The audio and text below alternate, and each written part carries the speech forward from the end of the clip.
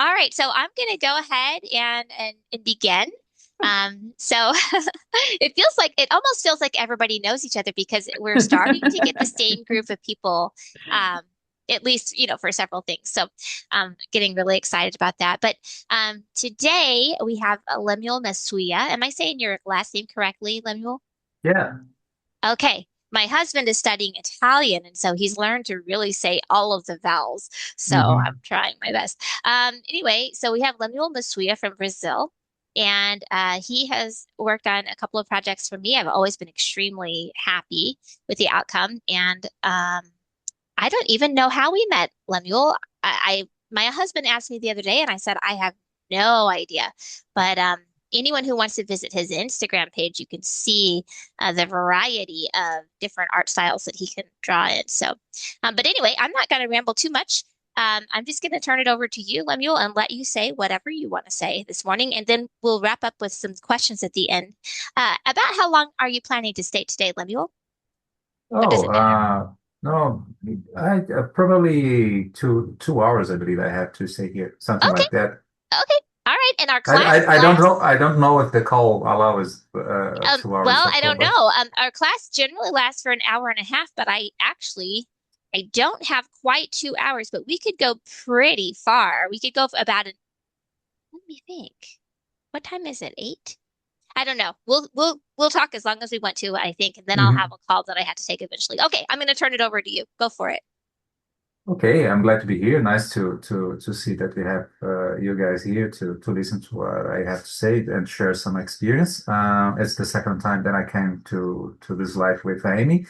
She's very lovely and always so nice to me. And we have I don't remember as well how we met, but I'm sure that was on Facebook on one of those groups for authors and illustrators. I believe that I just sent you a message. I don't know if you are seeking someone to do something, but I believe that was because I saw some of your work and I sent you a character, a sketch of a Hmm. character. I believe that was something like that. Yeah. And yeah, because I was trying to know different people and share some experience, and I liked your work very much. So I sent you that message. But the details, I missed the details a little about, Hmm. but it has been a pleasure all these Yes, for days. sure. Um, okay, so as Amy said, I live in Brazil. I have been working with artwork since my since a young age. I was always liked to draw and to paint. I was a very shy kind of a child, and art was something that I used to connect with my peers at school. So I believe that's a very common story about artists. They usually are very shy and they try to see the world in different lenses and share with other colleagues and when they like their work, so they can connect with people that like to. And since then, I have studied fine arts in some schools here in Brazil. I've studied comics, how to draw comics, animation, and I've entered as a professional. Started working with graphic design. I was always doing some illustrations for clients here and there when I began working with that, and mostly doing graphic design too.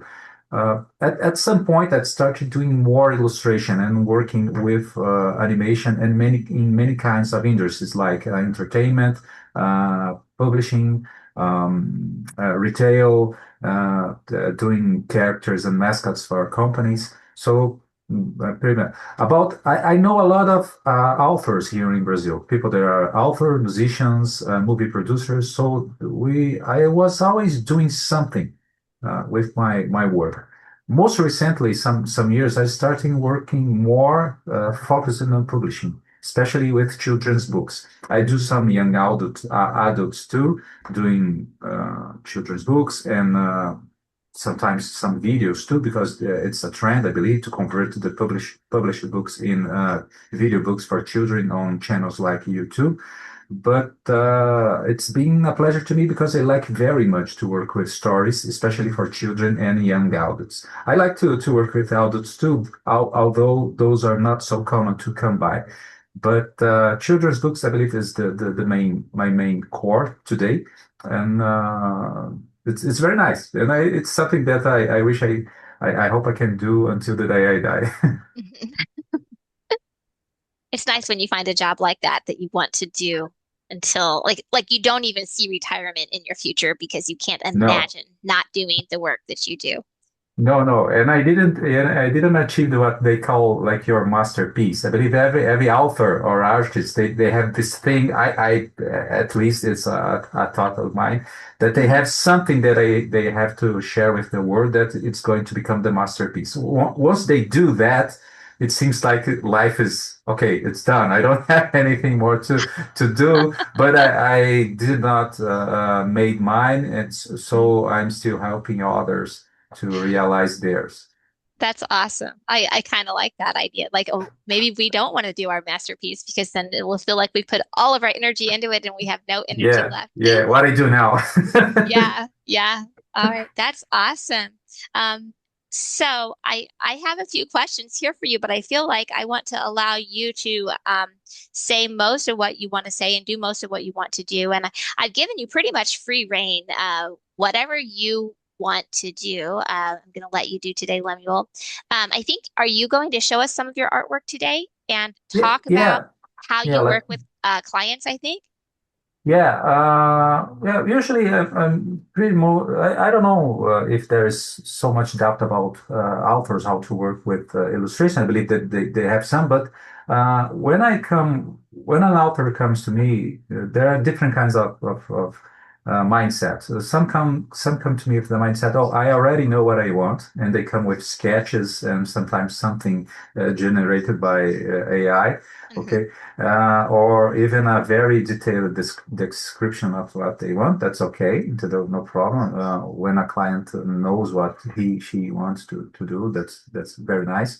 In my point of view, yes, I put a lot of myself on the art for the authors, but sometimes the author knows exactly what Hmm. they want. So I know that my function it's to help them achieve exactly that effect. If they see my work, of course, they understand that I can, and they choose me. They understand. They come with the mindset. They know that I can achieve that, right? Hmm. But there are some times where the author doesn't know what exactly they want. They just have this feeling about my artwork that I can give them that.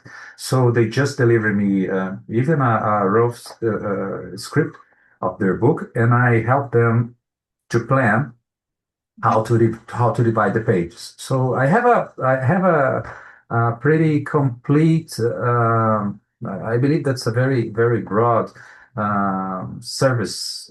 Hmm. I say menu of service that I can offer for the author. For example, if they have the script, I can help them plan the pages, the layout, how to divide where each illustration should go. Okay, which illustrations should be done in order to the book to achieve its maximum effect to the client. So it's not only I want this illustration and I made the illustration I gave. I give this complete understanding of what suggestions, if you say like that, or orientation, or how the book should be to be a very good illustrated book for children, young adults, or because sometimes I come with I have some authors that they want some scenes to be representative of the book, but they leave aside some that are very essential for the story. So Hmm. if they let me, and if the relationship it goes that deep, I do those suggestions. Even because I have experience with graphic design and layout and composition too, so I understand the flow of the book and how children could enjoy the reading of the book. Uh, Hmm. sometimes some authors require some illustrations that are a bit repetitive along the book. So I thought, oh, what about we do things like this? What if we don't need to show this character whole yet? We can just show, like, say, a tail. Or some small piece of it, so we Uh-huh. get its attention and we raise interest about the story. So something like that. That being said, let me. I have separated some illustrations here that I like. Where am I going to? Just a minute to open them. I love that Oh. so much because it makes me think of a travel agent. Sometimes I know where I want to go on vacation and every single little thing I want to do, and sometimes I want everybody to make those decisions for me. Like I'm just overwhelmed and I just need to get away, and so you call a travel agent and you're like, "Well, we want to go to Arizona, but we want you to plan everything out because I have no clue." And so I love that regardless of where the author is with their work and what ideas they have had, you can step in and help them out. And probably I'm guessing here, but if I were to write a children's book, I think the less input I had, the better, because I feel like you would have a better idea of how to build that excitement. And I remember some of the things you drew in our last video together where you would show things from different perspectives at different points in the Mhm. book, or show things from like a far away perspective at first and then kind of zoom in later. And I personally, I wouldn't have thought to do any of those things for myself. I would just be the author. Um, anyway, so if I ever write a children's book and I come to you, Lemuel, you're going to be making all of the decisions. I can tell you that right Yeah, now. but I love to hear, and I think it's important to see and to check and to make sure that me and the author we are seeing the same point of view. But I can help the author to see what I'm seeing too. Because, for example, I Mhm, have a very interesting example these days talking about a Japanese illustrator for comic books for a samurai manga that they have there. So they mhm, have this experience. For example, if you ask and the theme was about the difference because as an illustration generated by AI for this, for mhm. example, not going specific about AI now, but just to talk Right. about point of views and how to portray some scenes. Uh, if you ask, for example, three farmers crying on a field, something like that. So Uh-huh. what do you have? And usually people imagine that's like this. All of them side by side with let's say the arm over the shoulder and with their heads and faces looking down and crying. Okay, and you have the field on the background. Okay, so the point of view of the illustration of this specific illustrator was to show for a camera angle from the ground. So the camera is on the ground looking for their faces. So you have the heads and the faces looking to you as you were on the ground. And the teardrops are very big because they are falling on the Hmm. camera. So it's a different kind of point of view because they are looking to the ground. Like I believe it was for, they are crying for a crop that did not grow and you have the risk of famine on Mm. that year. So it was very interesting. And you have these point of views on the mind of the people that you are working with. So it's important to hear, of course, the author, what they want to portray. But if you have a different point of view, it's very common to draw sketches, two or three of them. Hmm. It's very common. I have authors that we try. Oh, what if show this? So I do these rough sketches at the beginning, and we decide. But we usually do a complete storyboard of the book before we do the proper detailed sketch, just to feel the flow of the book. Then we get to the details. That being said, I have separated a lot of drawings here that I like. I don't know which ones. Each one has something interesting. I'm gonna share my screen. Sure. Just a minute here. Where can I? On Zoom. I don't use Zoom for a long time. Where is the share? I think share Ah, is on here. mine. Oh, you found it. Okay. Yeah, I got it. Springs. Okay. Spring tree. Right. Okay. I'm going to let me know if you can see. Yep, I can see it. Okay, this is just a sketch. This is a personal sketch of mine that I like very much because I was thinking at the time about childhood fate, and a burden that's being given to you too early, and you Hmm. don't have it yet the power to carry that burden. So it was an illustration to inspire a story, a future story. This one.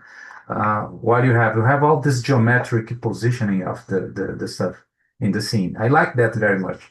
When I do scenes for some books, I try to think of the main elements that you need to make stand out on the illustration and to arrange them in a geometric style that makes sense to the eye. That has a lot to do with composition, you know. Mhm. So let me. This is another sketch. We're going to achieve some more detailed ones. I like these ones because on some illustrations you put some hints of stuff that may not be perceptible. Mhm. The people cannot notice it at a first glance. For example, this is for a story that of double personality. For example, the character has a double personality. So I have Mhm. this mirror on the background, and he is looking for who is saying that or who is that voice talking to me. So, oh, I like this one very much. Uh, it shows this geometric composition of illustration, how that is important that you arrange that in a way that you can feel that everything is grounded. Okay, now you know the hero is grounded, very grounded. He needs to plant his feet on the ground to maybe fight this thing that's very huge, and you can see how the things are planned on the page, Mhm. right? This is talking about uh, how geometry composition of the stuff on page. This one is I like very much. This one I made on I starting to change, adapt my style from a car. I have always had a cartoonish style to work, and I wanted to be more soft to achieve a more soft style in my drawings. So I try to not work with line art that some authors Mhm. like. Although I have some authors that they like that cartoon style and then they request me to work with those. Mhm. I work today with I believe three main styles. Three main styles of a cartoonish one, a more soft and textured one, and one that's for young adults. Mhm. It's more for it's more like pen and ink traditional style. Okay. And what I learned, it's easier when you have just one style. Actually, to Yeah, be honest, probably. Yeah. yeah. You get recognized better, easier. People can remind your work. So in for now, it was something that I struggle for some time. I have to have this one style so people can recognize me, and I probably will have something that will stand out more. Uh, maybe at some point. But today, these three styles that work are very common. So people say that, oh, people look at the work and say, oh, yeah, I can recognize your style because of this or because of that. Some says that because the eyes, the expressions. But okay, but I define myself as an artist that work with more than one, so I can Mhm. help authors with their specific needs. Yeah, that's interesting. I'm struggling with the same thing myself in our studio. We are largely a writing studio, but so many of our students need math or need spelling or other things that and we are capable of teaching those things. So while we are primarily writing teachers and that's what we're the best at, um, I haven't been able to pull myself back from offering a wide variety of things, even though I think business-wise it might be wise. It's a hard decision because you want to help people just like you. Yeah, and it's some I don't know. I'm still working on myself, and I believe that's something that you do until the day you die. Okay, you're Hmm. polishing yourself, you're trying to define yourself, but what you can do. Some the people come to me and come to you asking for things. What do you do? Some people came to me. Oh, I had this story is about adventure for teens, for teenagers. So some soft style, very cute animal or even children style is not does not fit there. Hmm. So you have to adapt. You have to Yeah. adapt, but at the end of it, it's always you, and you have that specific element that maybe you can't define exactly what it is that you put there. So I decided that's not really about me, okay, Right. me showing my art and myself, and more like we have this uh, incredible story that we need to put forward and to make happen. So, what would be best for this? So, I use my skills for that purpose, not so much to show my own style. I'm not that so much worried about showing my style, but more like to make the story standing out. Right. I love that. Okay, here's a sample of that more cartoonish style. And this is a series of illustrations that I love very much because I love working with human characters too, but I have a special place in my heart for animal characters. Uh, so yeah, and Oh, this is something interesting. These illustrations here, they are very much influenced by my environment here in Brazil because I live in a more to a countryside city. We have a lot of farms around here, and we have people that my neighbors, for example, they come over the fence and say, "Hey, I got some mangoes here. There's a lot of it. Don't you want?" I saw uh-huh. they just give you a basket of mangoes, and then you do some jelly and you give back to them. You know, that very, Uh-huh. very traditional style. So when I was in a very big city before in São Paulo, I lived there for 10 years working with marketing, branding, point of sale, retail, and all those selling strategies and stuff, which I apply and I help authors with when creating the book as a product, right? Uh, but when I moved here to have more space to build a studio for me and to raise my children, I have three daughters. I got this experience of making you feel like you are going back in time to a time when I have this very, this very traditional stuff. And so nature and trees and fruits and animals and those specific experience that you can have on countryside areas, they are very much a part of my daily life. And I like it very much. So I have this series of illustrations that I do with animals, like a village of animals, thinking of that, where they share stuff. It's very cute, Uh-huh. approach to lifestyle. I like those very much. I like it too. That's really neat. Sometimes I feel like living in the city is more like almost a fake. I hate to say the word fake. I feel like we're missing out on what real life really is, and that because being involved with the ground and where we get our food and what it takes to survive gets lost if we get too far away from those. I don't even know how to put it into words, but I just have this impression that my life is fake Yeah, I don't because want we don't grow things. yeah, I don't want to diminish people in the big cities because they have Right, right. their own adventures and advantages too. For example, when Yeah. I was in a big city, I have this access to expositions, museums, and a lot of cultural stuff that they are very, very, very rich and cultural. Although I can travel 5 hours from where I live to go there, but for example. Uh, One of the things that I missed was to see the horizon because São Paulo has so many. If you see a photograph of São Paulo, it's a sea of you can't see the horizon. Mm, It's just buildings and yeah. the very high buildings all over the place because São Paulo is so big. And when I came back here to the city in the small city. I live near an Air Force base here. My father is a retired pilot from the Air Force, and they have these farms, mostly planting sugar cane. Uh, if you go to a little bit of a higher place, you can see the horizon.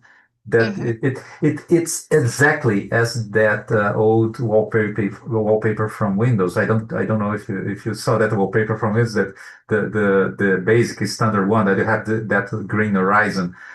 with everything so clean. So it's something Hmm. like that, and you can see the stars too.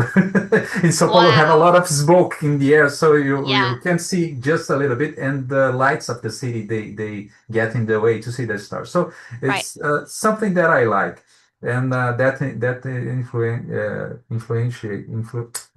it's a very get it has an influence on me very Yes. much. Okay, so character creation. What I do. The first thing when I talk with a client, one of the first things is to create the characters. So understand their personality, how they move. So we do this thing called a model sheet.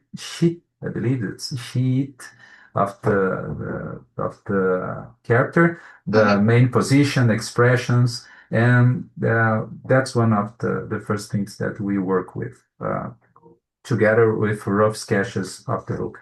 So sometimes we have a lot of characters in the book. We have at least to make this for the main characters because Hmm. they appear so much and alongside the book. What else? Yes. Hmm. You Wow. have, this is for a series that I've made for young adults, for example. It was called Azimuth. We started doing video books, not publishing books, actually. Mm. This was different. It was something about they do a narration of 10 minutes of the story, and I create around, I believe was something like four, probably something around 40 illustrations for each video and Wow. we changed it to ebooks. So because of they wanted to do more, and we have to change the format that we work with. So we changed it to ebooks, and it was to a school. The Oh, author wow. was the author was specifically creating stories for teaching values to children on schools. So Oh, wow. we got 2 seasons of those. Um, I believe it was well something around 30 chapters, something around that. That's interesting. Yeah, I like it very much. I was so sorry when the author was not on the school anymore, so they Mm. just interrupted the project. So very much like that show on television that you like, and they suddenly, for some commercial reason, they stopped producing. Mm. Oh, Wow. oh Huh. yes, yeah, another one. I like this one. I made this one on when we were on COVID time. Hmm. Yeah, Right. yeah. I was feeling this sensation that we have to protect ourselves and we can't feel things Yeah. outside anymore. We can't connect to things. So at the same time, you have all this protection on yourself, but you cannot get in touch with the things that make yourself feel alive. Right. So yeah, I like it. This I one do very too. much. Oh, this one is an example of a detailed illustration for background with no line art and the Okay. soft colors. I like this one very much. This one is was inspired by my sister. She traveled the world for some part. This one was inspired by their her travels on Tibet. Oh, wow. That is really pretty. And so if you were going to use that illustration, um, Mhm. would it be overlaid with other things going on? Like, would that be a background with other things in front of it? Or would it just be that, like maybe on the cover or on the insert pages or something? This was not directly to a book. I have the later I have separated some specific ones that I use in books, but this sometimes for a book, if you have a very strong image on, if I have a very strong image on my mind about the story of the author, sometimes I just forget how that goes on the page for a bit Hmm. and just put everything that I have feeling on a page. Like this is for a poster, for example. This Hmm. would be very, these arts that I made thinking of the book of the author, sometimes they become not a page, but just a banner, Oh, poster. So they can hmm. use to advertise their book. I Because, see. That's interesting. yeah, yeah, I usually I do not, we do use everything that we produce on the studio. For example, I produce more illustrations that are going to be used in another book, usually.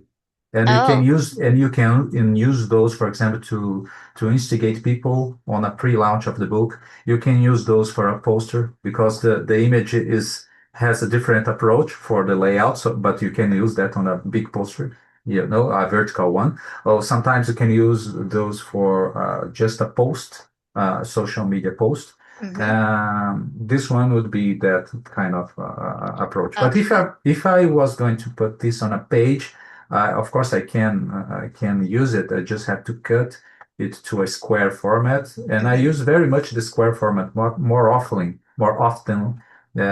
instead of the vertical one for children's books. Hmm. Uh, but yeah, I have different cuts of the art, but this one is the complete art that I made. Okay. Interesting. Uh, Now and okay, I was gonna tell everybody else that I keep interrupting you with questions if anyone else has a question or please. yes. So it doesn't just have to be me. And I do my illustration still thinking that the author may want to convert those on a video sometime or Oh. animation. So I try to keep those. For example, this specific illustration, it has different layers here. The first layer is separated from the rest. On all these mountains, they are on different layers. So if I want to make an animation, let's say for a bird flying from this position to the mountain, we can make Hmm. it. I just have to change, okay, the position, and we can make this feeling that we are flying through the story of the author. We can do that, for example, for a video just for the book. Even if we're not going to make an animation, but we can do an Hmm. animation for the advertising of the book. So when I do the illustration, I think of those later products that the author may want to do or to Oh, that's produce. neat. Yeah, and there is this thing. People usually they publish the book, the printed one. They have an ebook version too, but it's very common. I see that they after that they do like say a reading. They record a reading of the book and publish on their YouTube channel, for example. Uh, So like just think of those when printing. that's really cool. Okay, this is was inspired on my my experience as a son of a pilot. Oh, neat. Yeah, I did this thinking on doing very detailed pieces each and there. If you can just cut very parts here, and you're gonna have a very detailed illustration. So Mhm. there's some stuff that I like here, and this is along with that series that I said about little animals. And I usually use Brazilian animals here because I'm Brazilian. I like to explore our fauna and flora too. But yeah, I like that illustration very much. I made a poster of this one on Oh, my neat. wall. Yeah, bullying. Yeah. Right. Okay, now for books specifically. This is an interesting case that I have with an author here from Brazil. I've worked with authors from Brazil, United Kingdom, and United States too. But this one from Brazil, he has two disabled children, daughters. Mm. They use wheelchair. They have some paralysis, and Hmm. it's a very they fight a real fight with that disease, Hmm. and he decided to convert some experiences on children's books using his daughters as characters. So I helped him with this project, um, and it helped to him to raise funds to buy stuff that they needed here for the treatment. This is a very interesting case. So what we have done here we have a complete examples of how I work. He sent me the stories and I helped him to develop the storyboard for the book, create the characters, and this, for example, is the whole cover. You can see the Hmm. illustration along coming from all the cover. I like to do covers like this, where you have the front cover combines with the back cover.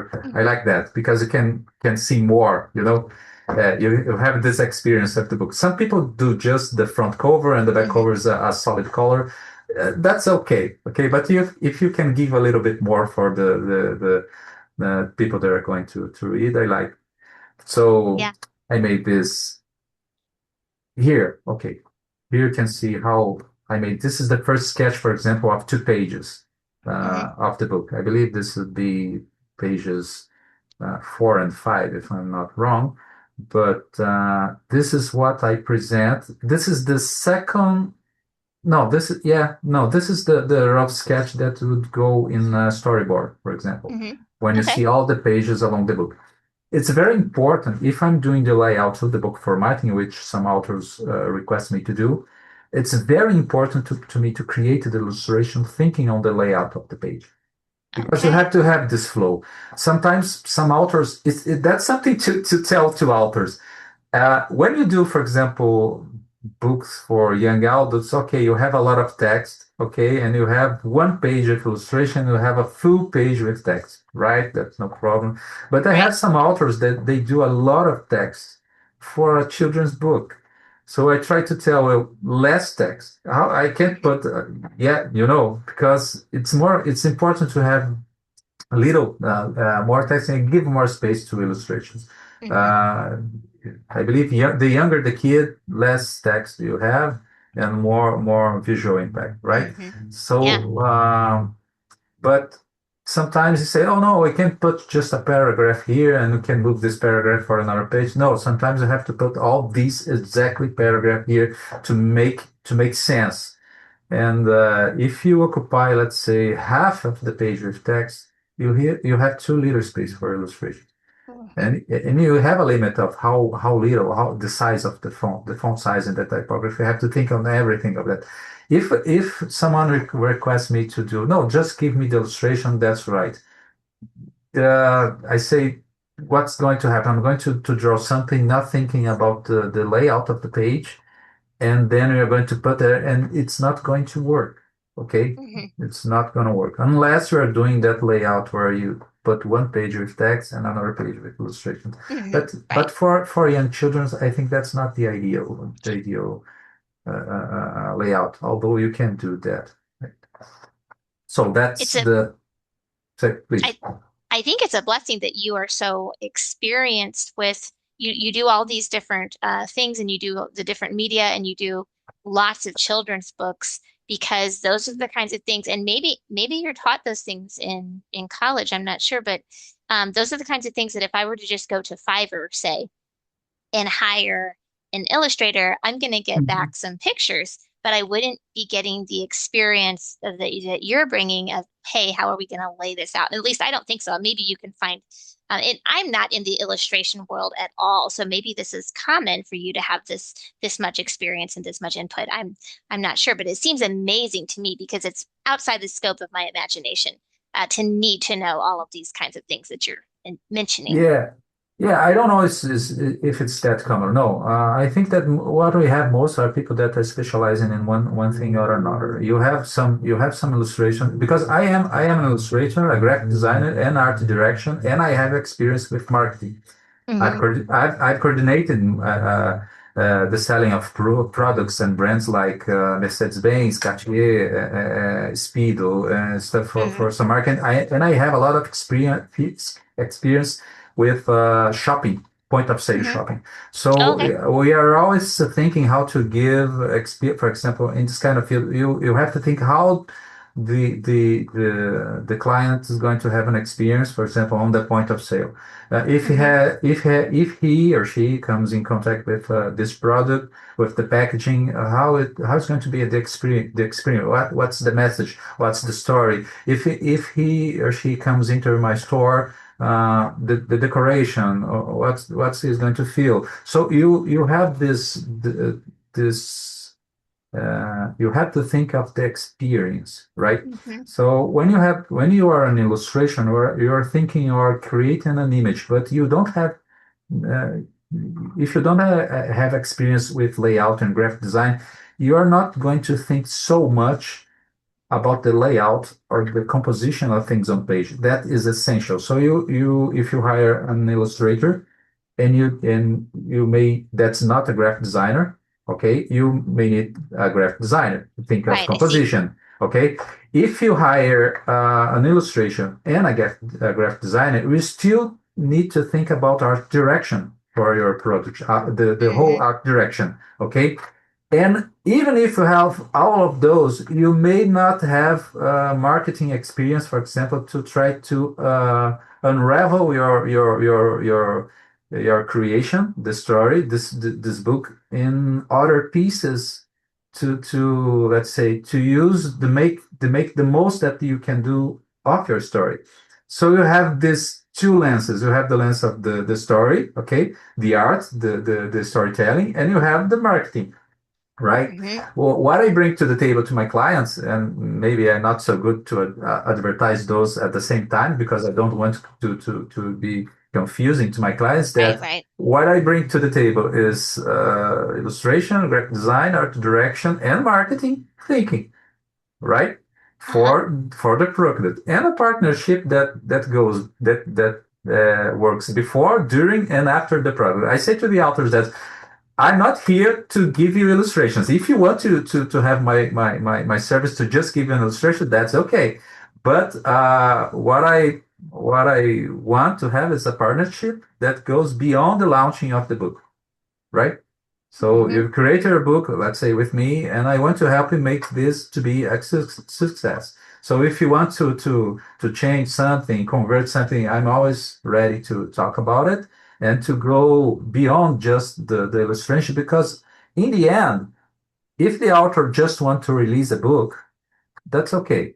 But it would be very interesting to see the potential of the story to be fulfilled in everything that it can, right? Yeah. So at least as a exercise of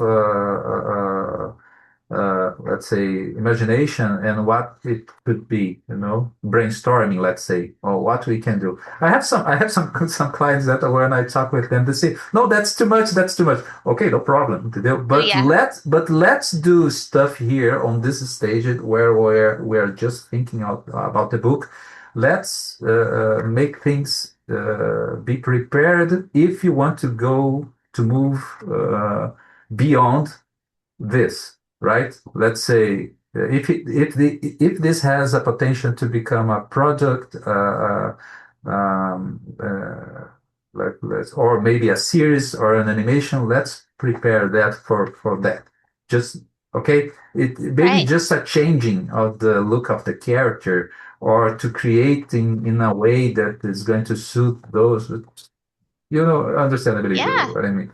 I do. I understand exactly. Whenever we think of new products for the studio, it I'm always trying to think forward. What if like this, what we're doing today, I named this series Crescenza Studio Presents, even though Hmm. this is only you're only the second person really to come in under that banner. Now I've had a couple people in the past and I've put things on my YouTube channel to make it look as if we were doing Crescenza Studio Presents years into the past. Hmm. But I didn't think of it until like the other day, right? And so now I'm doing my best to make it look like this huge production, even though at Hmm. the moment we are just getting a few people trickling in because I'm forward thinking. I'm trying to think, well, what if we someday there's a real camaraderie between the authors that I invite and the students that I invite, and everybody learns from each other. And so my brain is like, right now, it's just exploding with ideas. Now, whether we can get that far, I don't know. But I Hmm. want to set myself up so that we can go that direction if that's where it goes. And so I see what you're saying to your clients that, hey, what if this becomes a series or et cetera?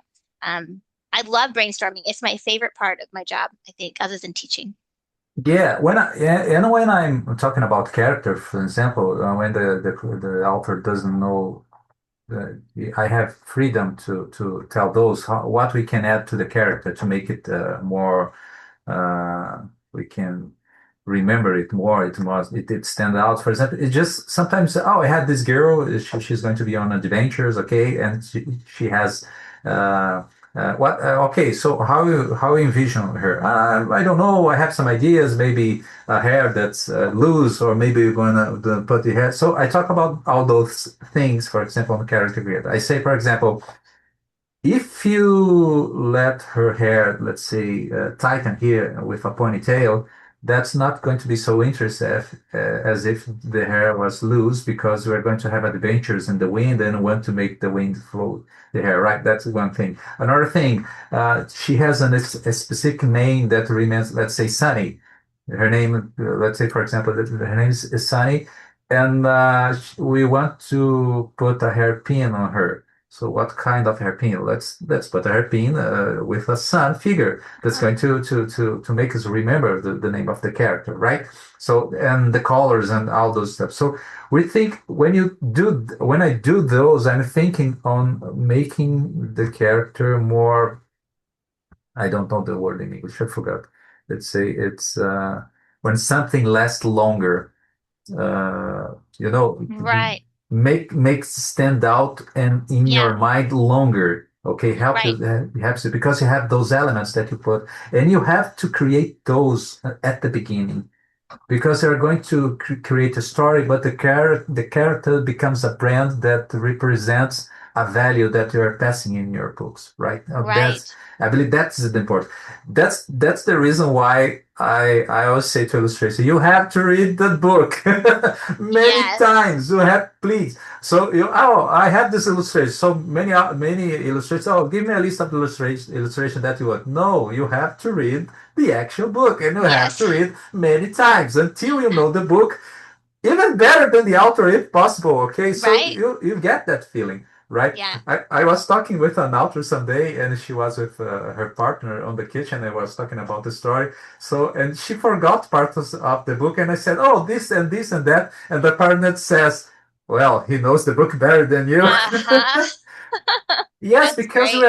because we are always reading again and again and again to revisit that scene, that actual scene that you are representing, and it's not just about reading. You have to imagine and you have to put it on the page. So you have to get the real feeling of the story.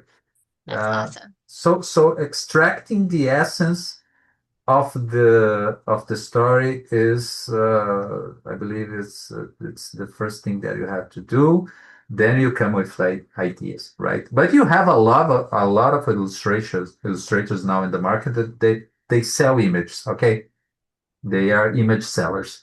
I see. So and usually the cheap ones, right? Uh, I don't. I'm not saying that you have to pay a huge fortune to make your book happen. Indie authors have their struggles to put forward projects, of course, Hmm. but you have a lot of those. No, I just create an image, then selling it. When they are Right. not creating everything with AI and giving to you. I saw a post. I'm in I'm in several author groups, and I saw a post the other day of it was an interesting idea. It was a photographer that had made a couple of book covers already that were not based on any books. It was a woman in a like a long flowing red cape, and you could see behind her, and there was like a winter scene beyond her. And the photographer was selling those as book covers to just any random author. And so I'm thinking now that I'm listening to first I was thinking, wow, that's such a neat idea. Now that the more though that I'm listening to you, the more I'm thinking, what are the chances that that book cover is going to exactly portray something that's in some random author's books as they're looking at these book covers? Yeah, that's the discussion these days with Hmm. AI. And what can I say? I have experience some experience with AI for now because I want to keep updated with how the stuff are working. All right. Hmm. Although I Yeah, do not use it to generate final image to, of course, of because course. we have to create original work for Yes, our clients. But I want to keep updated how it's working, how people is using. And the point is, the AI just flattens stuff. So everything is the same, right? Yeah, Hmm. that's what the way. So you have to ask yourself what I'm buying, right? What I'm buying. If I had, that is this author, yeah, I believe that you have come by these posts in some books, in Hmm. some groups, where the author said clearly to the illustrators, for example, "Hey, why do I need you Right. if I can just write a prompt and have an awesome image?" Hmm. For my book for almost for free, for a very Right. little. Oh, that's a very honest question. I believe It that you is. have, yes, and you have to ask those. And I believe that 1 year ago we had this problem of continuity of characters and stuff. You create a character, for example, in AI, and the next image that you create is not going to look like the same character, Right. right? But we are fixing that on AI. People are fixing that on AI. I believe that you Hmm. already have some options to keep consistency of characters and image along the book. But that's not the point, right? Right. The point is what are you selling? If you want to sell just a book, okay, so just need tools that help you make a book. I have come by, for example, there was a person on authors and illustrators group that advertised this service where you just, listen to that, you just place what kind of story you want to create on the website, and the website create the story, gives you covers, illustration, all within a 30-minute range. Okay, you create everything, automatically post on Amazon. Wow. So you have 30 minutes to create let's say between quotes, okay, story, Hmm. illustration, cover, and publish. 30 minutes? Wow. Okay, what kind of story do you have there? And what kind of illustration do you have there? And what kind of experience the people that are going to read their story have? That's right. Where I believe that we're coming to a point when the technology it flattens everybody to the same Hmm. level, and the Right. human production stands out, because Hmm. when you Yeah. flatten the surface with something that's digital, everything is digital and not created by humans. What does the human production, what happens with the human production? It stands out, I believe. It does. Yeah. Yeah, so I believe that we're coming to that point. But that there are some people that just want to sell image. There are some people that just want to sell any book. It's not about the story. It's not about the experience. It's not about the message. It's just about selling something. Right. Right. Right. The quickest that I can put on the market and sell something. So you just flood the market with everything: images, text, music. Although there are some interesting musics that people, let's say, take a music and say, give me a country version of this rock music, for example, or Hmm. this classic music. So you come back to some interest and different stuff, but it's sometimes not, when it's not human, you are missing something. Yeah. And we are Yeah. going to understand better what that means in the coming future. What happens when you consume something that does not have a soul behind it? Right. That doesn't have any intellect, any human thought. Um, No, you may have some intellect on some digital stuff, but you don't have a soul. You yeah. don't have a personal experience. Because if you write a story, what you're giving to me, your experience of life, it's a part of your life, right? Mhm. So I read this something because Amy it. Right. Even if Right. it can be a fiction or not, okay, but it's because it has a soul behind it. I asked, for example, a friend of mine that's very excited about artificial intelligence and doing everything about with using artificial intelligence. I asked him, okay, let's say that we invent a machine that can create food, okay, like that one. I believe I don't know the specific name. You have something like that, a concept like that on Star Trek series, for example. Okay. Yeah, you have this food processor where you could just say, "I want cheesecake." Okay, I want a cheesecake, and you can tell everything you want, and you give it cheesecake with a T. and the machine just gives to you something that's created from nothing, and that's a cheesecake. It looks like a cheesecake, it tastes like a cheesecake, and it's a cheesecake. Okay. Mhm. So now you just have, do you have a need for a kitchen? Do you have a need for a stove? Do you have a need for a refrigerator do you have a need for to have ingredients on your house? Maybe not. Okay. But I asked him, do you would you prefer to be surrounded by friends in a table where your grandma is preparing something with an old recipe from the family and putting that on the table and you talk with your friends surrounded by that, or your friends are helping you doing, let's say, a barbecue over a fire? What's the difference? What's the difference of that? It's not about the food. Okay, Right, it's not about eating. It's not about surviving. It's the experience and the stories and the touch that comes with everything that you made. right. So you are coming to that point, I believe, where we're going to understand what means to the humanity behind stuff.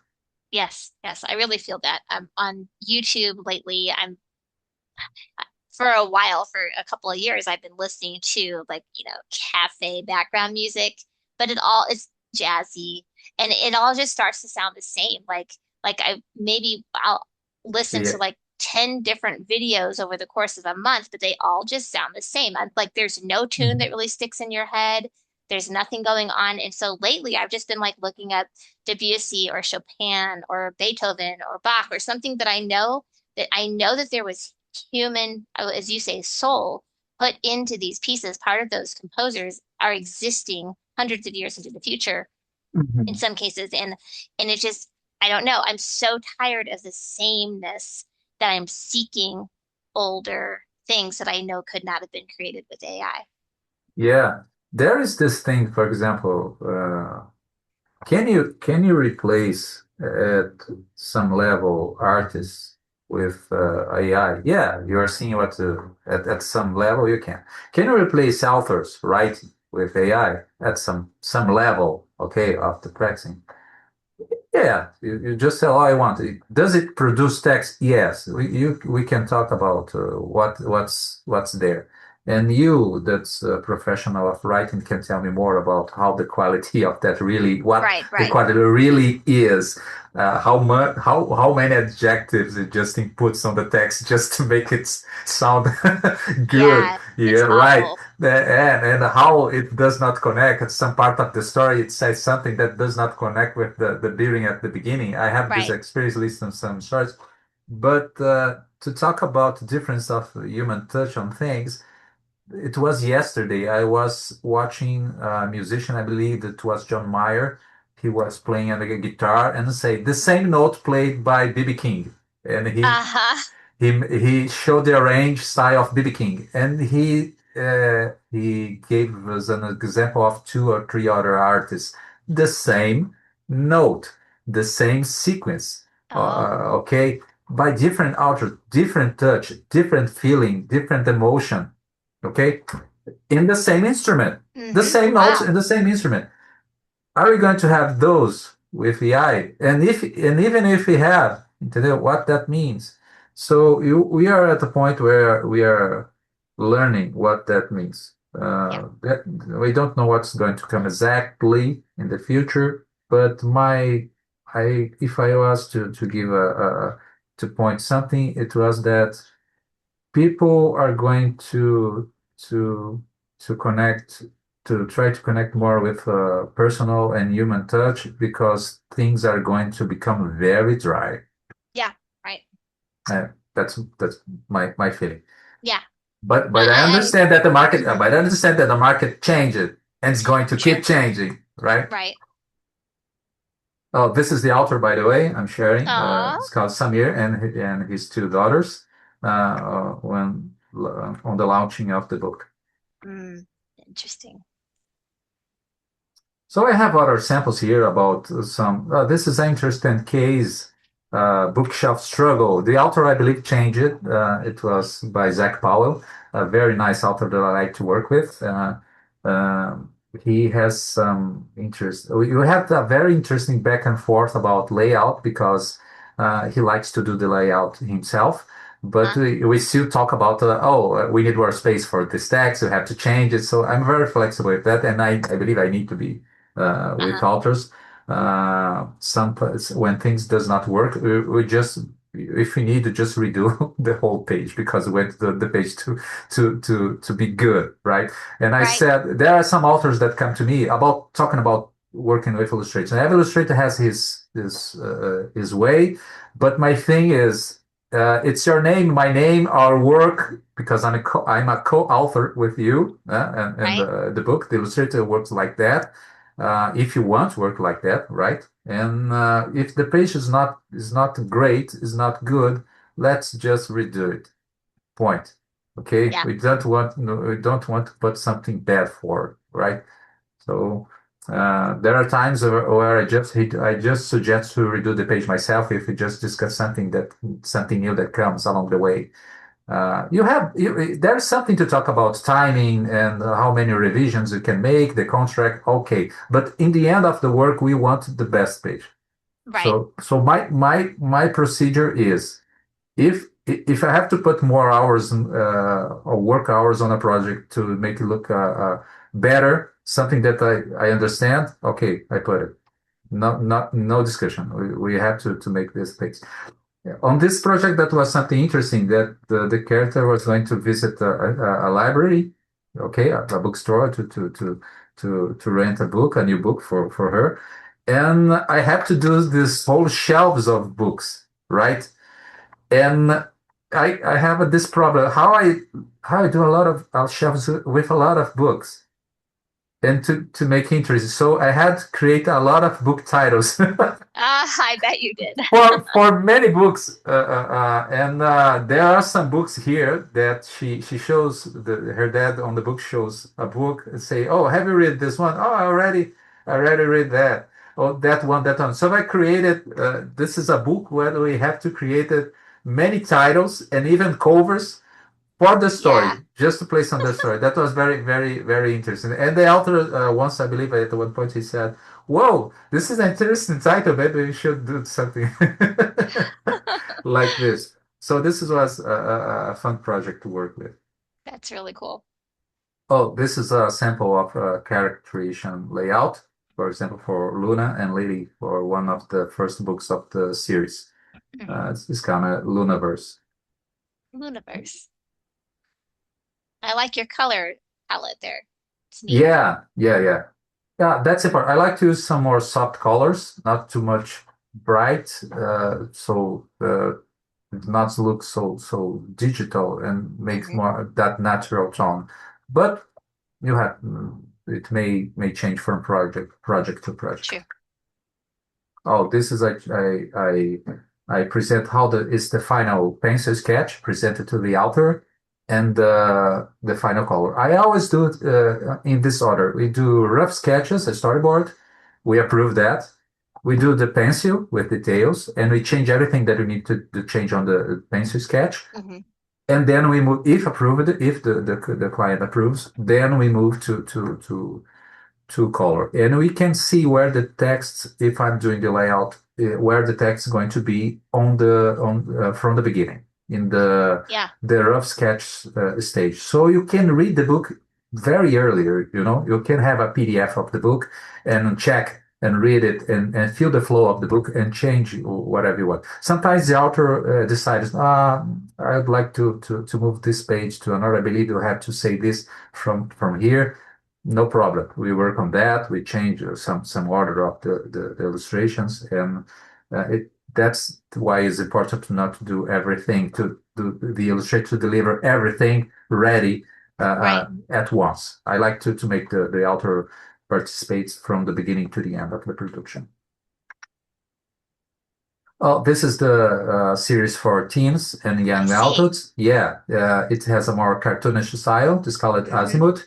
And here, this is was very interesting because I started working traditionally with pencil sketches for the whole series. Then, because of the necessity, the need of speed production to launch a chapter each week, we need to move to digital production. Hmm. This is an interesting thing. I have some people saying that we are coming to a point where some authors are requesting traditional work. They are request that it made on paper. Some authors Hmm. that Yeah. can afford the process, right? Because of this worry that the illustrator is going to deliver something made with AI. Yeah, right.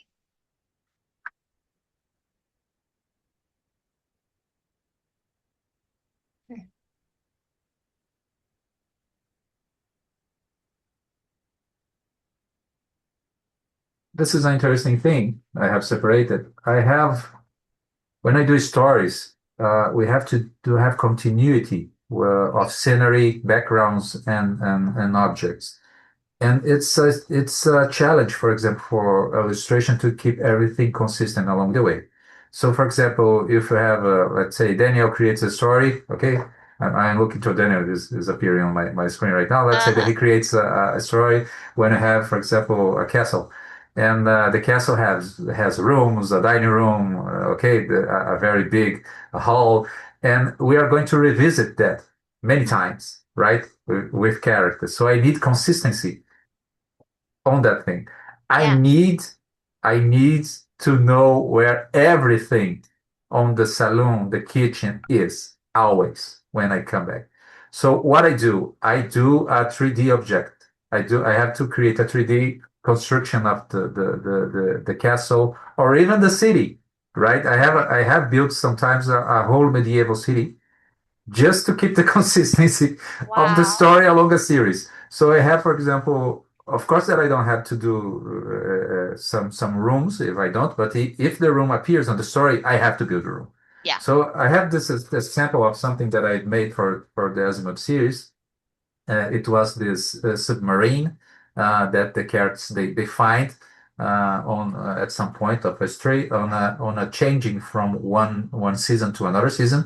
They find the submarine because they are looking for the grandpa of the main character. The grandpa just gone missing, moving between worlds. They are looking for him, and they are looking for clues along some sceneries. And while they do that, they do some missions, and then we apply the values for teaching children's values with those missions. Hmm. But in this point of story, they find the submarine, and I'm going to have the submarine appearing very much along the second season. Right, because you have pirates, they are pursuing them, and they are so we have the outside of submarine, we have the inside of submarine, and things must be consistent. So, what I have to do, I have made the submarine in 3D. I have something I can show you here. I don't know if it's Yeah. showing to you, right? Yeah.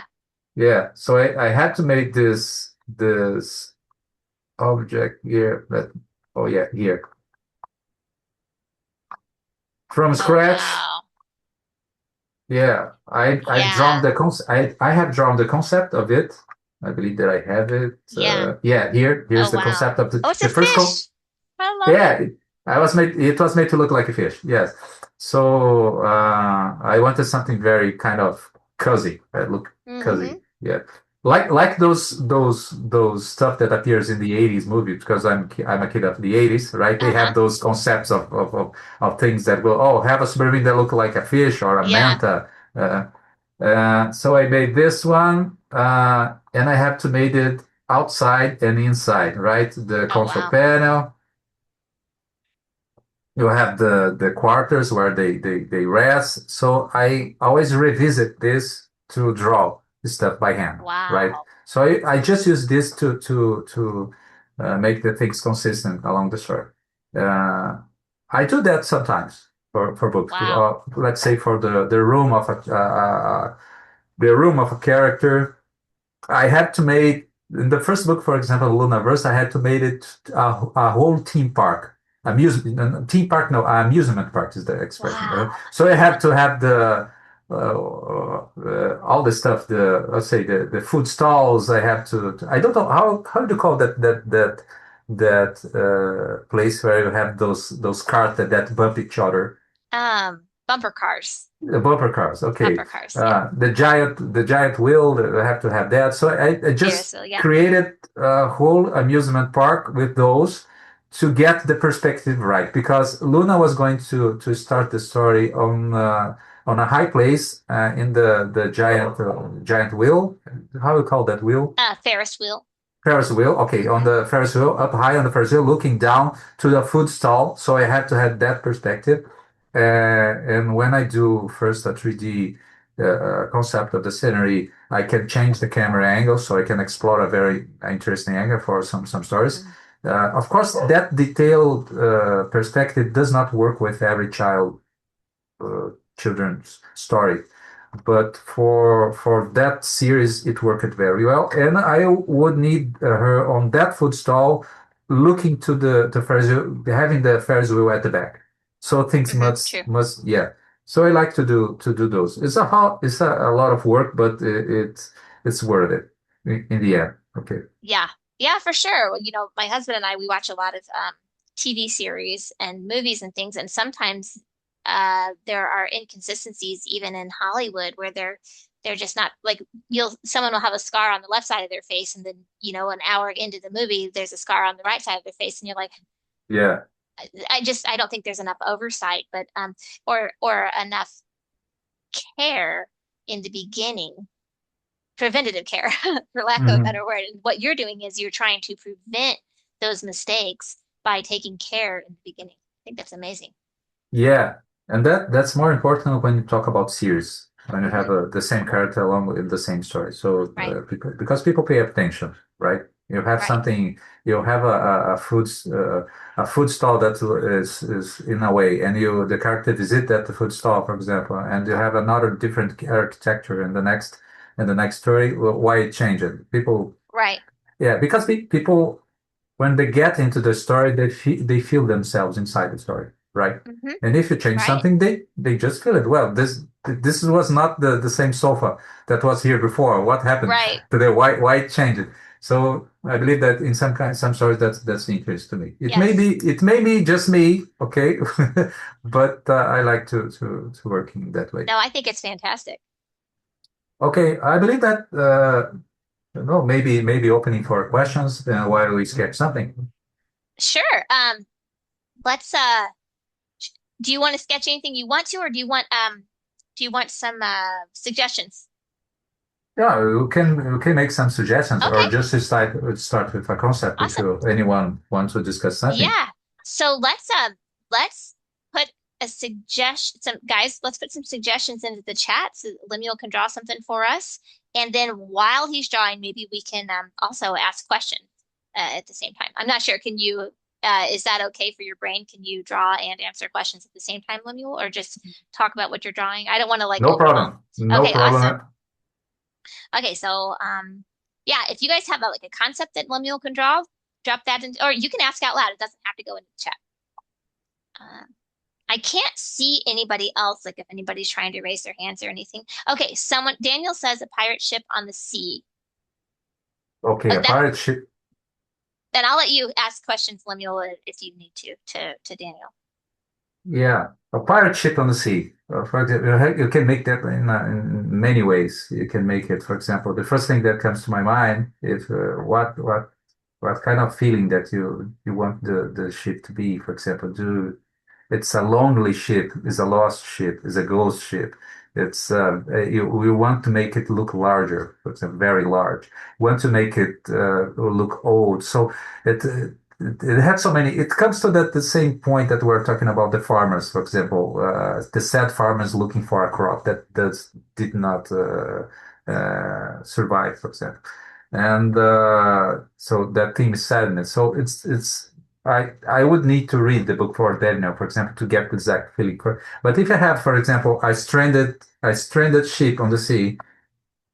I stranded ship on the sea. You need something that looks small. This layout, for example. Or even better, it depends if it's a children book or a young adult book, it may change the step. But if I want to make it look very small, I would do probably something like with this layout.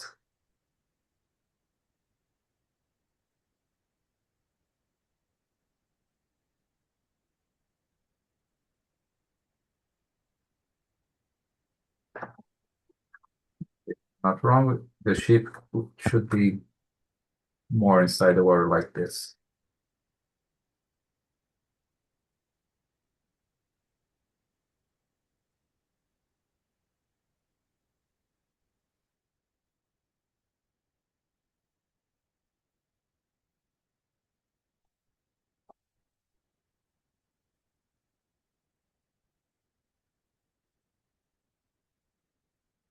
The water very still. We have maybe we don't have wind. The boat is lost in the sea. They can't move at all. You have a problem with the crew because they are starving. Okay, what's the situation? So something like that.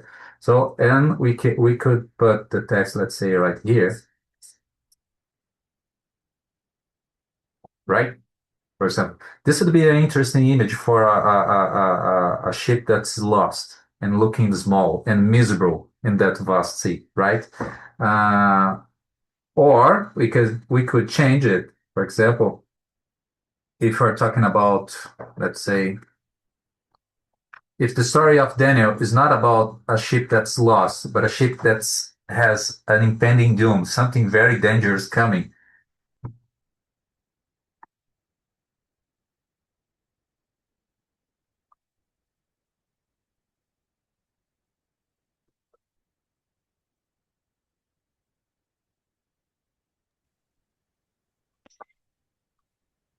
Nice. right? Uh-huh. So I would change the angle. Hmm. Just a bit of difference of composition. We're talking about a danger.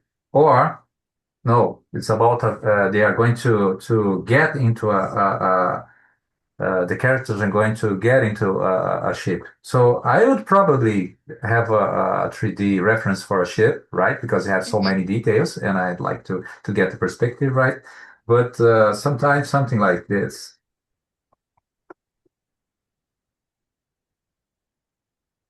you have that figure on the front side of the ship, right? Hmm.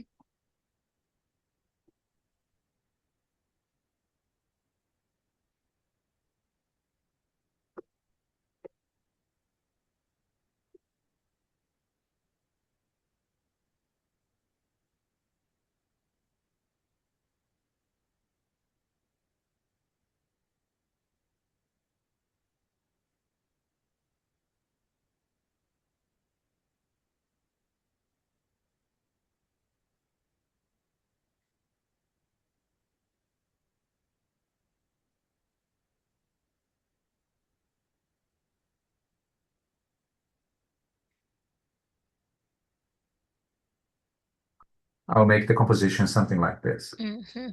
Now, what would you do if there was a if one of the pirates was the protagonist and let's say it's current times with not our current times, but in the times that there were lots of pirates, Hmm. and the protagonist was someone who was kind of falling in with pirates, but he was a good guy himself. But he's Hmm. trying to like balance out life between being a good guy and life between being a pirate. How would that change the composition? Oh, you can change that in many ways. For example, when I start a story, I first try to situate the public where I am. So where I am. So usually the standard options to start a story showing the environment. So we are on a dock, okay, or we are on a ship, or I'm locked inside a cabin. So I show a scene where we are, right? I Hmm. do not close usually, for example, here on the character on the Right? first page, unless I have a reason to. It just match with the. But what you said is the contrast about between good and evil. Okay, it's a matter of conscience or falling into a darkness. You can use that with colors or just Oh, shadow. neat. Yeah, for example, on black and white illustrations, you use that a lot, right? You have this contrast with shadow and light. You use that often, and so you can feel that more. But and on composition, you can for let's say the character is in a place, is in a position to enter to go. meet some pirates, let's say, and he's in this position, right? And he or she is a very, let's say, is a very honest guy, right? Hmm. And he's looking for adventure or just received a treasure map from an old friend or his grandpa. I don't know, but he's trying to he's going to get in touch with this evil side of his society, like say the pirates. So I can put, let's say, the character here on the first plane, right? Hmm. And I can have, let's say, the pirates on a part of the city on the shadows, Hmm.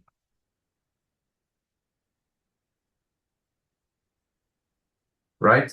Hmm. So I have the character here, and I have the sun. The sun is illuminating him, and I put all the pirates on a shadow.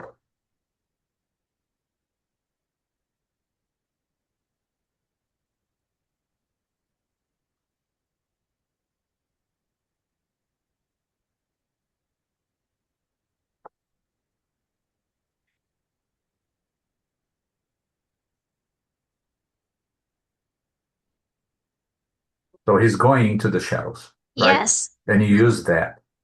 You can have different stuff. You can use, for example, violence, right? So you have the color red for blood or something like Hmm. that. You have, oh, I don't have the need to use, like say, black, because I can use just a blue, a tone of blue for the shadow, and you have a very light and sunny day here outside on these scenes. Only if I want to portray violence, it's another kind of evil, depending on the kind of violence, of course, because you can use violence. For example, the character can use violence to protect someone, and it's a Hmm. different kind of violence. But let's say Right. evil, evil violence. So portray as red, or the character becoming more aggressive and coming to the dark side. You have those stuff when you say you have the traditional stories like Star Wars. You know, Hmm. people coming to the dark side. You have the yellow eyes and the color red that's use it very much. So we have this universal language of colors that use contrast and size too, right?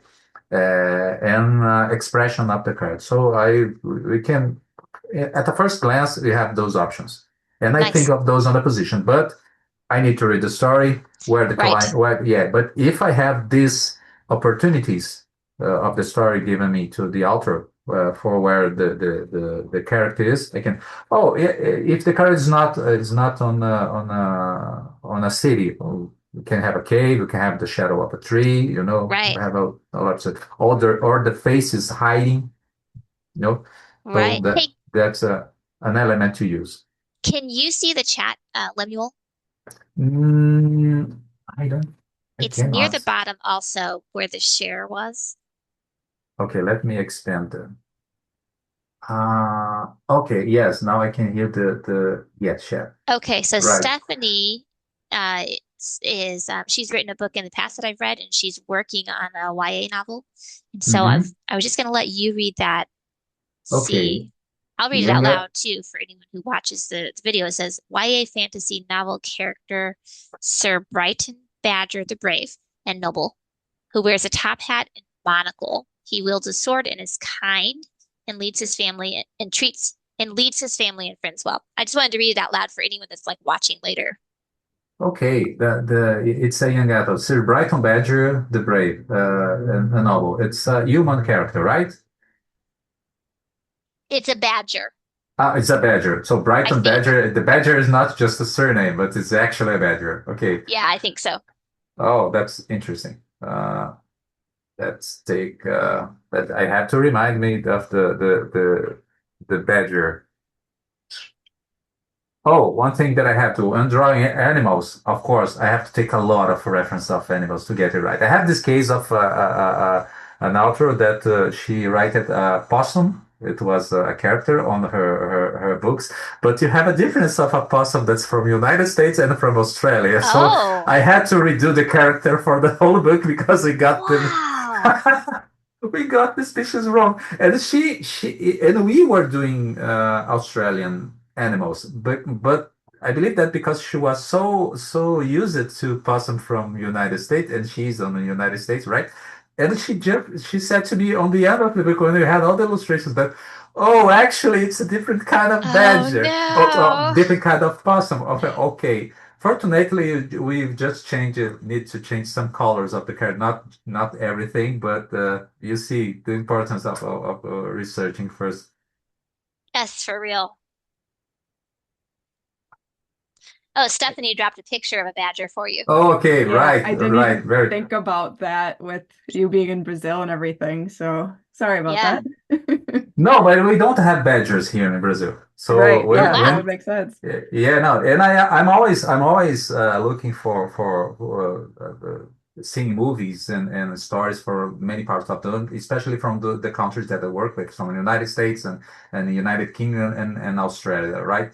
I just have a little more hard time when I had to go to produce to things producing, for example, in India. I have done some working for an Indian project, and I have to get understand the architecture and the elements and some objects that I'm not just to use it to. But United States, I know, but I didn't remember the badger so much. So right, okay, yeah, this is a badger, and you have a difference with a honey badger, right? Yeah, so this Yeah. is the American Badger in the picture Uh-huh. here. Okay, right. And that's So what the character would look like is like this guy. okay, when I create a character, I believe that one of the important, I start with the face, right? If I get the face right, you've got half of the thing right. So I start with a face, let's say something like that. I do a study of the a more, let's say, more photographic, not so stylized. I would probably ask you, are you thinking something more traditional or more cartoonish and modern? When you think about the story, what do you think it Hmm. situates? More traditional. I really like the like sketch look and Okay, just with black. yeah, yeah, okay. So more traditional means that we are not going like the Wind in the Willows style, something like that. I Yeah. don't know. Okay, so we're not going to stylize so much. We're going to keep the proportions correct. So I do this study of the badger. That let me open this bigger. Can I? Yes, I can.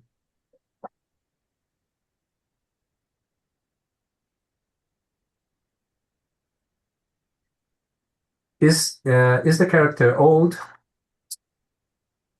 Um, that's not something I've thought about actually. I would say no, not No. extremely old. No, we don't need to pass an impression that he's old. Just No. adult. Okay.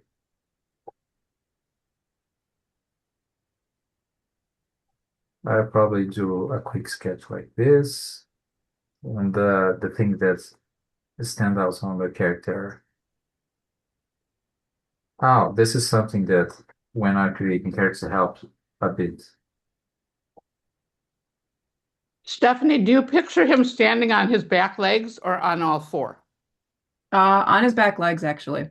So he'd be walking like a person. Because he's humanized, right? Yep. Yep.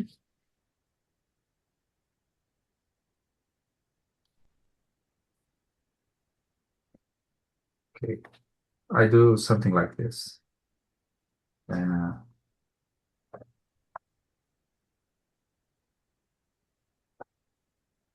okay, you have this stripe. It has an interesting shape, Hmm. probably Yeah, they're like kind of this. squat. Yeah, we need the general shape of the character. Um, Let me see again. Right, where's the top hat? Top hat.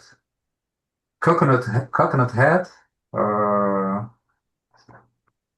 A top hat. Top hat, like yeah, you'd see flat. somebody wearing like a tuxedo with the Like top hat. Abraham Yeah, Lincoln yeah, top yeah. hat. Uh-huh.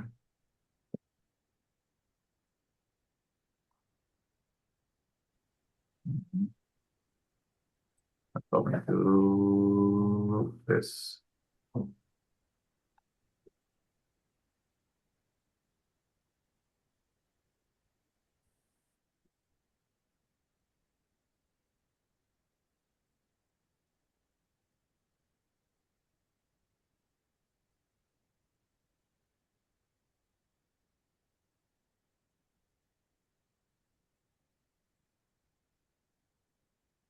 We can put it a little bit like this to give movement. I just input like this, very straightforward.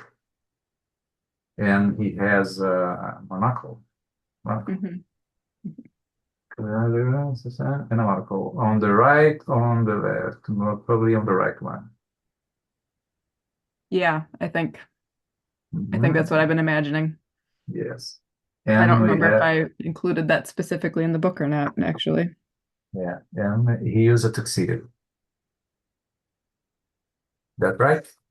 Yep. Tuxedo, but from the,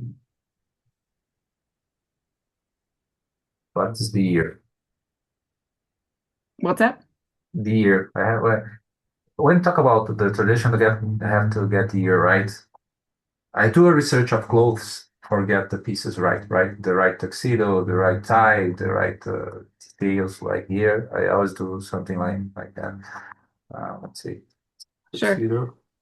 And I don't have him wearing a tuxedo as the character, but I think it'd be interesting to see it on him. And he's from a fantasy world, so it's more, we have a little way to invent something.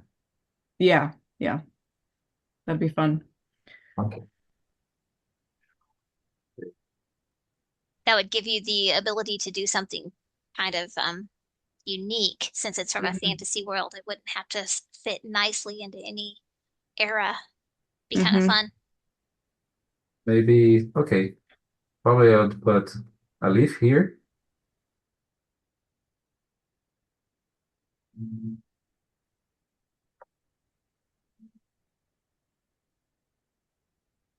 Since he's using a top hat, it's probably something like this. That kind of flower.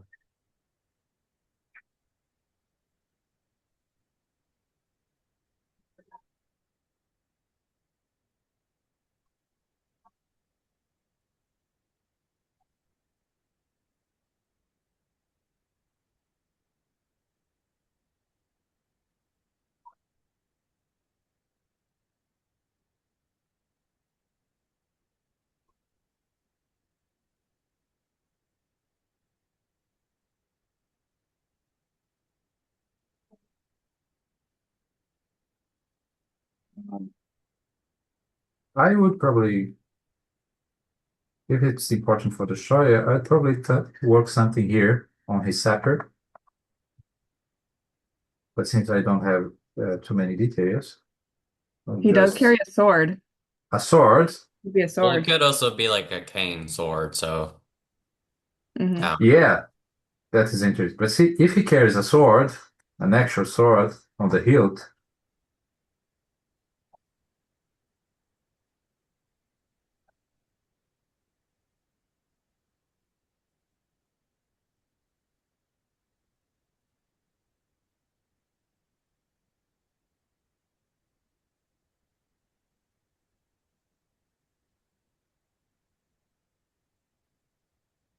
it's not going to be a long. If he is more social style, he'll probably a sword with the cane would be make sense because he wants to keep it concealed. He visit people. He's more a kind of a social and stylish guy, so it happens to work. I believe that would work. But if he is a very forward warrior and he's just showing himself as a warrior, we'll probably have to change some of the clothes and make it more rough clothes, like giving him probably let's see, this is going to be not going to be so much a finesse here. The clothes, the fabric is going to be a bit thicker. He has some protections and a belt. a heavy belt to handle the weight of the sword. Hmm,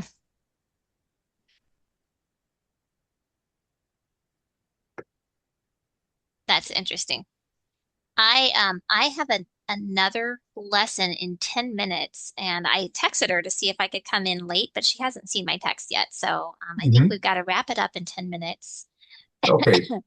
So what we can take a belief from this exercise is that the things of the character, each part has to make sense. So when I think of a character like she suggests, Stephanie suggests, is what kind of sword, what kind of cloth, why this cloth works, and when it's going to be used. I think I try to get that from the story because you can have a characters that are interesting, but some things just don't make sense if you put them on the character just because they look cool, right? Right. So Mhm.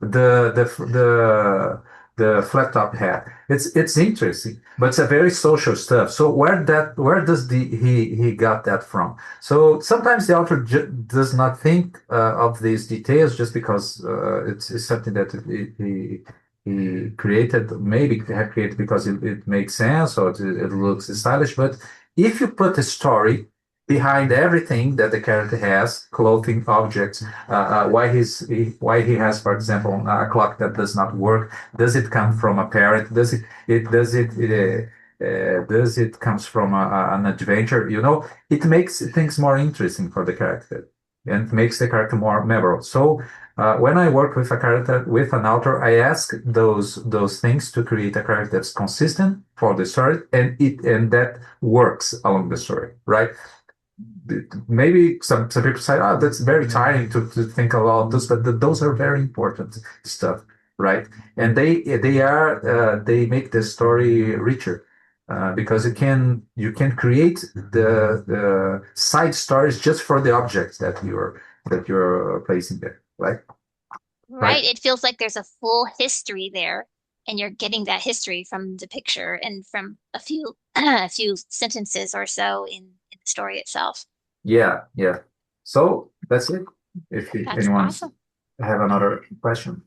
That's awesome. Does anyone have any questions for Lemuel? Just thank you for drawing that. That was really fun. Oh, thank you for sharing. Mhm. It looks really cool. I can't wait to read your book, Stephanie. I've been excited about it for a while.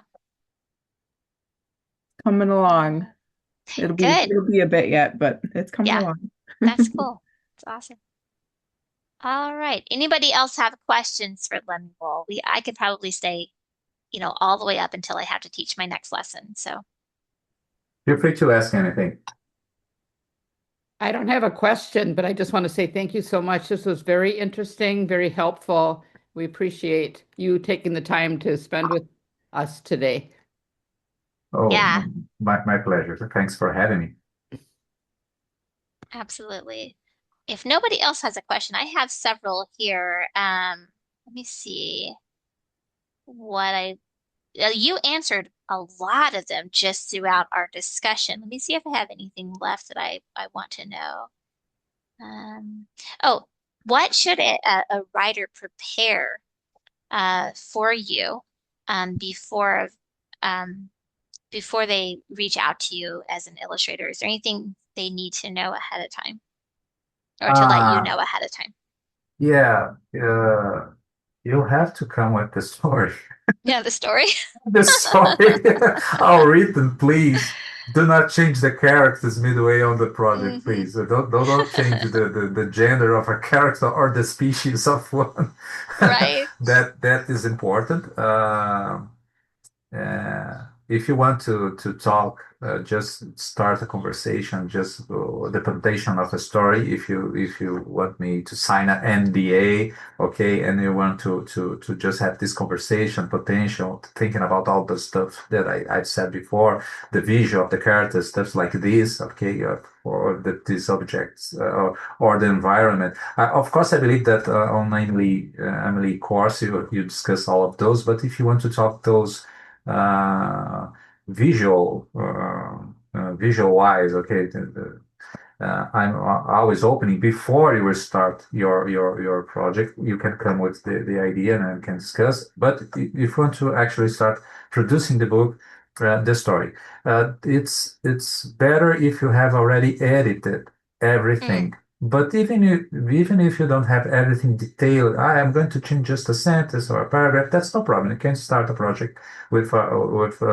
90% of it, okay, hmm. or even half of it, right, if you want. But the idea is you have the text ready, the script ready. And it's very important that you have a notion of how much you can invest on your project, right? True. So there are many cases where people they don't have the idea of a budget, right? Hmm. They are very cautious. We are doing the game of how can I pay less for the project, Right. right? I don't want this professional to take so much for me. So you can come at easy. I talk about prices in a very open way because I have Hmm.